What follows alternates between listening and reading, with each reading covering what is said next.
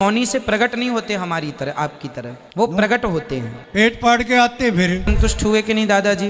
नहीं जी, संतुष्ट नहीं हुआ, क्योंकि यदि प्रकट होता तो पूर्ण रूप में आता। पढ़ी है बहुत बार पढ़ी है। तो उसमें ईश्वर को क्या जरूरत पड़ी है कि वो मनुष्य का रूप लेके इस धरती के ऊपर आए, जन्म ले और मरे। दिखानी ही थी कि वो पैदा हो सकता है, तो वो एक अवतार में पैदा होकर दिखा देता। 10 की क्या जरूरत। तो हाय गाइस, अस्सलाम वालेकुम, सभी को जय श्री राम।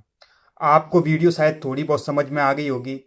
भगवान अगर अवतार लेते हैं या योनि से पैदा होते हैं और अवतार भी लेते हैं तो फिर पूर्ण रूप में क्यों नहीं आते? योनि से आने का क्या मतलब? ये क्वेश्चन आप ये मत समझना कि किसी मुस्लिम भाई ने किया है और हिंदू लोगों को टारगेट करने के लिए। नहीं, ऐसा नहीं है।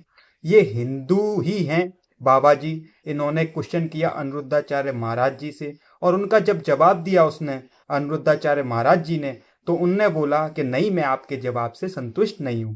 तो वीडियो को फुल वॉच करना, वीडियो बहुत इंटरेस्टिंग होगी भाई, आपको बहुत मजा आएगा। जिस चैनल से मैंने इस वीडियो को उठाया है उन भैया के चैनल का नाम है अरवी नूर रिएक्शन, तो जाके भैया को सब्सक्राइब करो, इन्हीं को जाता है पूरी वीडियो का क्रेडिट। पहले चलते हैं वीडियो की तरफ, फिर करते हैं आपसे थोड़ी सी वार्तालाप। आज इस गुरु अनिरुद्ध आचार्य जी की पाल्ला दोस्तों एक पढ़े लिखे दादाजी के साथ पड़ जाता है, जिसके साथ तो यार इनकी जबरदस्त बहस हो जाता है भगवान की जन्म को लेकर। यानी भगवान की जन्म कैसे हुई थी इस धरती पर? वो अपनी माँ की पेट को फाड़ कर बाहर आए थे या आम इंसान जिस तरह से जन्म लेते हैं ठीक उसी तरह से? तो इस पर ये गुरुजी क्या कुछ कहते हैं वो हम वीडियो में आगे देख पाएंगे। लेकिन गुरुजी के उस जवाब पर वो दादाजी किस तरह से ज़बरदस्त तरीके से झगड़ना शुरू कर देते हैं वो भी आप वीडियो में आगे देख पाएंगे। तो वीडियो मेरे भाई बहुत ही ज़बरदस्त और इंटरेस्टिंग होने वाला है। चले पहले हम इस क्लिप को देखते हैं और साथ ही बाद में मुफ्ती यासिर नदीम साहब और आमिर हक भाई का एक ज़बरदस्त क्लिप को देखते हैं इसी टॉपिक के ऊपर, जो कि मेरे भाई बहुत ही इंटरेस्टिंग और इन्फॉर्मेटिव होने वाला है। तो इसे आखिर तक ज़रूर देखने की कोशिश कीजिएगा। चलिए देखते हैं इसे बिना करते हुए। चलिए देखते हैं। मैं आपको जो कह रहा हूँ वो लिखा हुआ कह रहा हूँ। भागवत जी में कहो तो मैं अभी दिखा दूँ लिखा हुआ।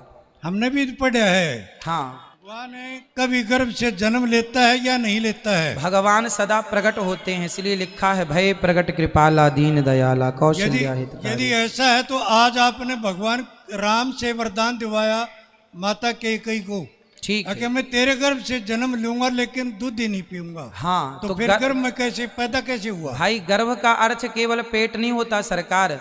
भगवान मंदिर में बैठे हैं तो उनको कहा जाता है ये गर्भगृह है। एक बड़े स्थान को मतलब समझिए, गर्भ का मतलब केवल पेट नहीं होता। विष्णु सर्व गुहाशया निशीथे तमुद्भूते जायमाने जनार्दने देवक्याम देव रूपिण्याम विष्णु सर्व गुहाशया। जो भगवान सबके भीतर बाहर गर्भ। अब एक बात बताइए, जब भगवान सबके भीतर व्यापक है तो क्या गर्भ में भगवान व्याप्त नहीं होगा? सबके गर्भ में ईश्वर ऑलरेडी हैं, परंतु भगवान प्रकट होते हैं। तमद्भुतम, भगवान के बारे में कहीं भी हमारी तरह तुम्हारी तरह जन्म नहीं लेते, भगवान प्रकट होते हैं। पर बोला यही जाएगा कि भगवान देवकी के गर्भ से प्रकट हुए। वो गर्भ का अर्थ वो गर्भ नहीं है। हाँ, भगवान गर्भ में जाते हैं अंश रूप में अपनी माँ के गर्भ को पवित्र करने के लिए, पर योनि के मार्ग से आते नहीं हैं, वह प्रकट हो जाते हैं। भगवान है ना सर्व सामर्थ्य। यही तो वेद मंत्र है, प्रजापति सरति गर्भे अंतर्जायमानो जी बहुधा विजायते जी। जब वो गर्भ में आता है तभी तो लिखा है ये। हाँ, तो गर्भ में भगवान प्रवेश करते हैं केवल माँ के गर्भ को पवित्र करने के लिए, पर योनि से प्रकट नहीं होते हमारी तरह, आपकी तरह वो प्रकट होते हैं। पेट फाड़ के आते फिर। हाँ, पेट फाड़ के आते हैं। भगवान तो खंबा फाड़ के आ जाते हैं। खंबा फाड़ के तो नरसिंह हुए। हाँ, तो भगवान तो भगवान है। कभी सुना तो नहीं पेट फाड़ के हुए, लेकिन खंबा फाड़ के हुए। नहीं, हमने तो बोले ही नहीं कि पेट फाड़ के आए हैं। सुना भी है पेट फाड़ के आए हैं, ऐसा हमने बोला ही नहीं। भाई भगवान को पेट फाड़ने की जरूरत नहीं है। जैसे अंदर गए वो भगवान हैं, कर तुम अकर तुम अन्यथा कर तुम सर्व सामर्थ्य। ठीक है, ईश्वर हैं, उन्हें बाहर से आने की अंदर से आने, वो जहाँ सब जगह हैं, सब जगह हैं, तो वो कहीं से भी प्रकट हो सकते हैं। ठीक है, और बात कराइए, संतुष्ट हुए कि नहीं दादाजी? नहीं जी, संतुष्ट नहीं हुआ, क्योंकि बच्चे के रूप में भगवान आता है। यदि प्रकट होता तो पूर्ण रूप में आता, जैसे नरसिंह हुआ। तो पूर्ण रूप में आए हैं आपने, राम में कहा है? आपने बच्चे के रूप में आए भगवान। नहीं, सुनिए, आपको कंफ्यूजन हो रहा है। आपने ये बताइए कि रामचरितमानस पढ़ी है? रामचरितमानस पढ़ी है बहुत बार पढ़ी है। तो उसमें लिखा है भय प्रगट कृपाला दीन दयाला कौशल्या हितकारी कौशल्या हितकारी हर्षित महतारी। उसी में लिखा है, उसी रामचरितमानस में लिखा है कि भगवान जब प्रकट हुए थे राम जी तो 4 हाथ लेकर प्रकट हुए थे चतुर्भुज रूप में। अब हम और आप प्रकट होते हैं तो क्या 4 हाथ में आते हैं? 4 हाथ में तो भगवान ही आ सकते हैं ना। वो तो फिर स्वप्न में दिखा, स्वप्न में नहीं सरकार, रामचरितमानस के इस छंद में स्पष्ट लिखा है। मैंने अक्सर नोट किया है जो आप भी कर रहे थे कि ईश्वर क्या मनुष्य के रूप में आ सकता है, प्रकट हो सकता है? ये सवाल के जवाब में आमतौर पर श्री राम और श्री कृष्णा को पेश कर दिया जाता है और इस तरह के विष्णु के अवतारों को पेश कर दिया जाता है। हालांकि वो खुद चीजें अभी डिस्प्यूटेड हैं, कन्फ्लिक्टेड हैं। उनके बारे में हिंदुओं के अंदर कॉन्फ्लिक्ट है। कोई यूनानिमसली ये हिंदुइज्म के जितने सेक्ट स्कूल ऑफ थॉट्स हैं यूनानिमसली इस पर मुत्तफिक ही नहीं है। स्वामी दयानंद सरस्वती साहब ने श्री राम और श्री कृष्णा को कहा ये साधारण मनुष्य थे, हाँ बार बार जन्म लेकर आते थे, ये उन्होंने खुद कहा है। इसका मतलब यह है कि आप एक ऐसे आर्ग्यूमेंट को पेश कर रहे हैं ईश्वर को मनुष्य के रूप में दिखाने के लिए जो खुद कॉन्फ्लिक्टेड है, कतई नहीं है, जन्नी है, एब्सोल्यूट नहीं है। एक तो ये चीज है, ठीक है। आपका माइक म्यूट है, जरा सुन ले मेरा भाई, आपका माइक म्यूट है, जरा सुन ले।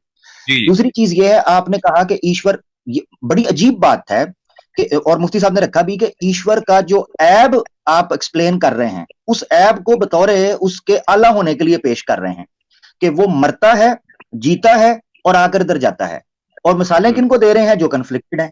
ये एक ऐसा पैराडॉक्स है जिसको एक्सप्लेन करना बड़ा जरूरी है। मुझे नहीं समझ आती कि ईश्वर की कुदरत ऐसे कामों के अंदर ही क्यों आप लोग साबित करते हैं जिससे उसका नुक्स निकलता हो, जिससे उसकी बुराई से लगती हो। कोई और दूसरे काम नहीं है कि जो उसकी तरफ मंसूब किए जा सकें। उसका इंसान बनना ही उसकी कुदरत को वाज़े करेगा, उसका मृत्यु करना लेना ही उसकी कुदरत को वाज़े करेगा, उसका इंसानी रूप में जन्म लेना ही उसकी कुदरत को वाज़े करेगा। ये बड़ी अजीब बात है। बहुत उम्दा पॉइंट। सवाए शिर्क के कोई चीज नहीं जवाब आप बोल सकते हैं। जी द मैसेंजर साहब कहां चले गए? स्टक हो गई उनकी आईडी। बोले भाई चले खैर ठीक है, तो आई डोंट नो कि अगर वो हैं यहाँ पर चले गए। हजरत ऋग्वेदा के अंदर तो एक मंत्रा ये है कि भगवान को भी नहीं पता कि वो क्या है, ये कहते हैं मैं जान सकता हूं। हाँ, ऋग्वेदा के अंदर ये है कि ईश्वर खुद कह रहा है कि पता नहीं मैं जानता भी हूं या नहीं जानता हूं, मैं जानता भी हूं और नहीं भी जानता, मैं कुछ कर भी सकता हूं और कुछ नहीं भी कर सकता। ये ऋग्वेदा का मंत्र है, कहेंगे तो मैं दिखा भी दूंगा। तो ईश्वर अपने बारे में ये कह रहा है और मनुष्य, साधारण मनुष्य उठ के कहेगा कि जनाब मैं ईश्वर के बारे में जानता हूं। अजीब है। अच्छा जी, चले, बहुत जबरदस्त, बहुत जबरदस्त। अच्छा हजरत एक नुक्ता और मैं रखना चाहता हूं, उससे पहले आप आगे बढ़े। इनके पास सवाए एक जस्टिफिकेशन के, जो कि आपको भी पता, सब लोगों को पता है, क्या है कि ईश्वर को क्या जरूरत पड़ी है कि वो मनुष्य का रूप लेके इस धरती के ऊपर आए, जन्म ले और मरे? क्या जरूरत पड़ी है? ये कहते हैं वो रह कर दिखाना चाहता है कि देखो मैं भी आके रहता। भाई वो तो आप कहते हैं सर्वशक्तिमान है, सर्वज्ञानी है, सारा ज्ञान उसके पास है, तो उसको तो वैसे पता होना चाहिए जन्म लेने की क्या जरूरत है।